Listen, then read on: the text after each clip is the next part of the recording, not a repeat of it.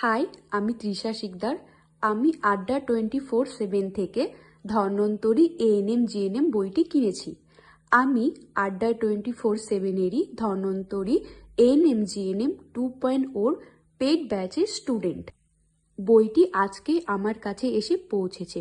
বইটিতে কোনো রকম ফিজিক্যাল ড্যামেজ হয়নি। বইটির প্যাকিং কিন্তু অসাধারণ ছিল।